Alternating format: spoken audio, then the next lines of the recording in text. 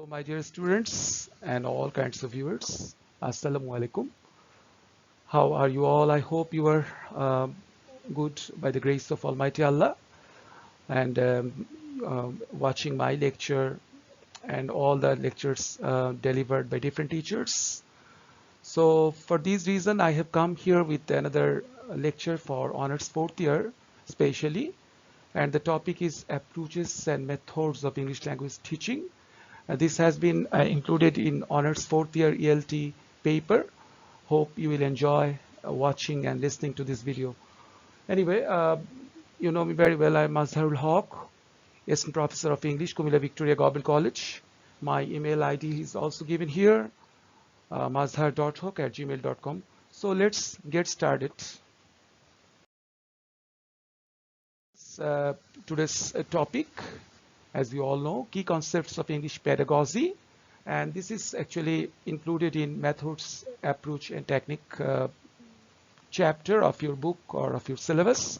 And this is a very fundamental topic of English language teaching because the whole book is actually centered around with these three concepts: method, approach, and technique. So from that perspective and aspect, this has been a very important discussion for you, and I hope you will follow me very attentively. So let's go to the next slide.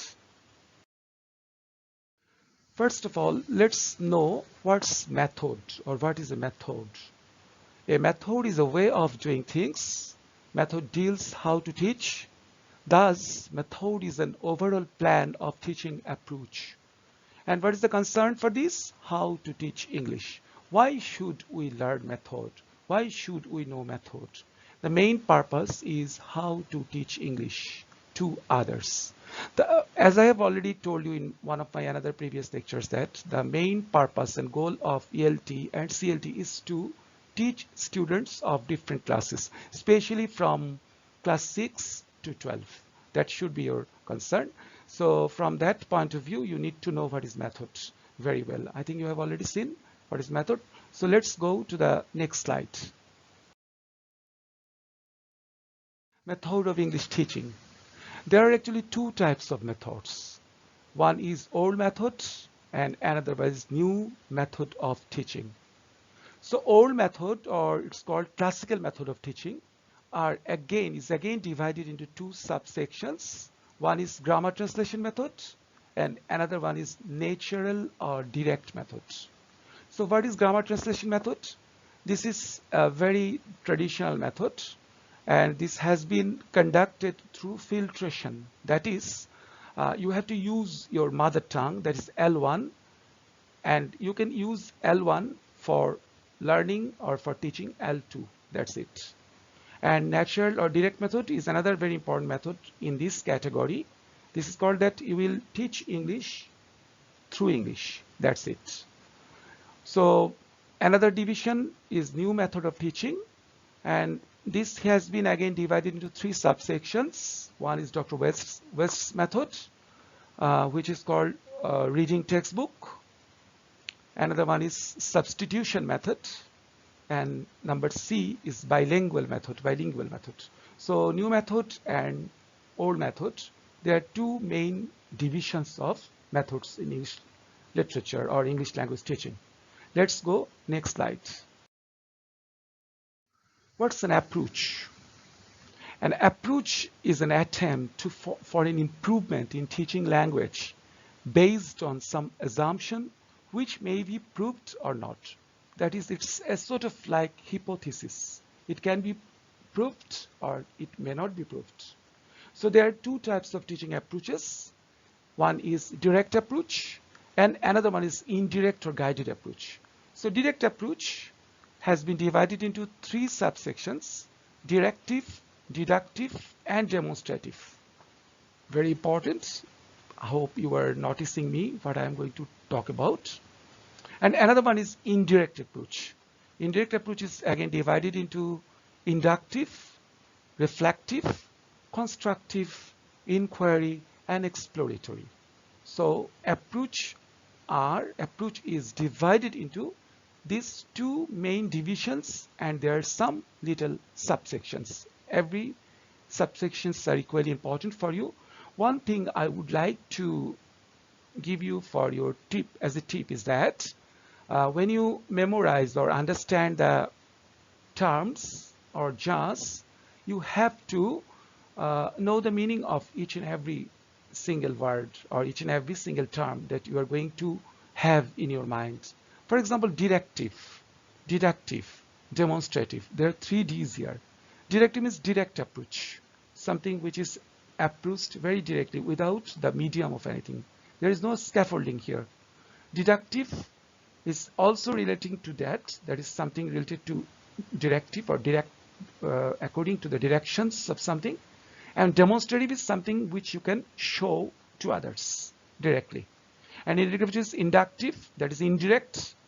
Reflective, which can reflect your ideas to the students. Constructive, where you can construct your images to others. Inquiry, students will be inquiring upon things upon you. And exploratory, students will be explorating or will be exposing things from your own lectures. Let's go to the next slide. What's a technique? Technique is a teaching technology or a trick to realize the teaching goal, which actually takes place in the classroom. Following are the three main techniques: brainstorming, playway, and oral drill. What's brainstorming? Brainstorming is what the students or what you as a teacher can think about at a very short period of time and get some instant idea spontaneously. That's called brainstorming. Very important to initiate or generate any idea of ELT. Playway is something relating to learn with a doing. That is when you learn something by active performance of something, that is called playway.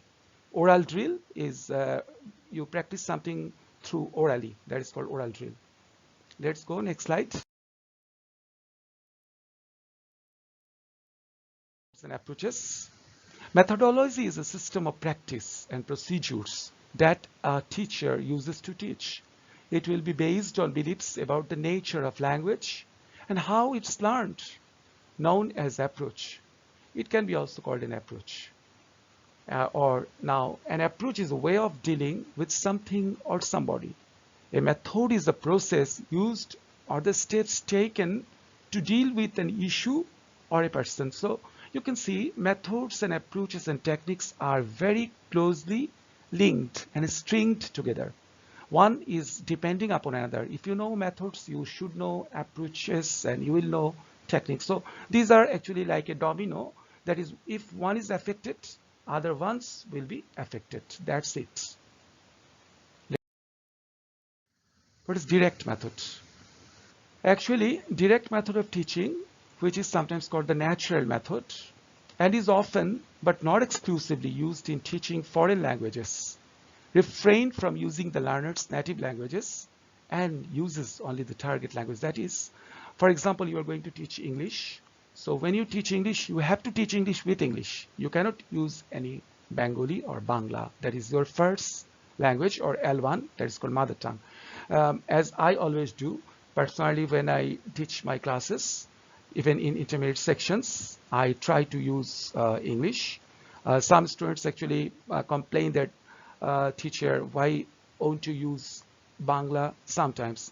I tell them that actually it's English class. You have to learn English, and moreover, you have to write everything in English. And if you do not know the meaning of English by English, you will not be able to write a good English. So it's very important. At first time, it will be a matter of difficulty for the students, but once it is habituated and accustomed to, then I think it will be very much easier and helpful for you. So in general teaching, it focuses on the development of oral and verbal skills. So direct method is very important for you because it helps the learners to learn a language, L2 or target language, through that target language. I can give you the example of English medium schools where English is taught with English. Even in our colleges and in many organizations or colleges or universities, English is being lectured or English being delivered by English. And that's Yes. So now let us have a look at the characteristic features of direct methods. What are the characteristic features? Teaching concepts and vocabulary through pantomiming, real life objects, and other visual materials. Teaching grammar by using an inductive approach, that is having learners find out rules through the presentation of adequate linguistic forms in the target language. That is, learners should learn English indirectly, not directly. Centrality of a spoken language, including a native-like pronunciation, which I always like to follow actually, that when you pronounce a word, you have to follow the British or American accent. Why? Because your students will be following you. If you can follow the British accent, actually, remember, it's not stress accent, but sometimes some teachers I've seen give more importance to stress, not accent, not pronunciation. Remember, we are Bengali people, so our stress and accent should not be very close to the foreigners or British people, but we can actually follow the pronunciation like the foreigners. So next point is focus on question answer patterns. So these are the characteristics, and there's a note for you. What is the question answer patterns? Question answer pattern means question answer patterns is dictation, reading aloud, students self-correction. The students will be correcting each other's mistakes, conversation practice and paragraph. And there is no translation like grammar translation method. Concepts are taught by means of objects or by natural contexts through the mental and physical skills of the teacher only. Oral training helps in listening and speaking simultaneously. So these are all the good qualities of direct methods. That is, concepts are taught by means of objects or by natural contexts through the mental and physical skills of the teacher only. The teacher will be presenting things through natural objects. For example, if you are going to give you the idea of a passport to the student, you bring a passport from your own home and show it to the students. The students will get a prior idea of passport before going to the definition of passport. So it's very important for them. And oral training helps in listening and speaking. So one thing I would like to add here, dear students, that if you can improve your listening and speaking, automatically your reading and writing will be improved. That's very important for you, and you will have to instill this idea to your students that you just improve your listening and speaking, and in turn or automatically or spontaneously your writing and reading and writing will be improved.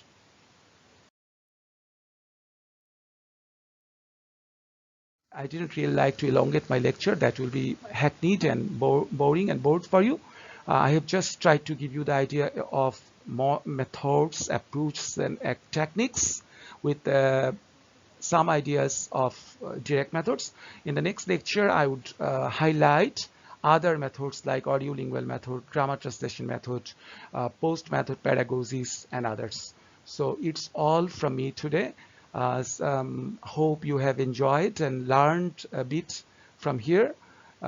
If you have any queries, don't hesitate to email me in the email address, and it's all from me today.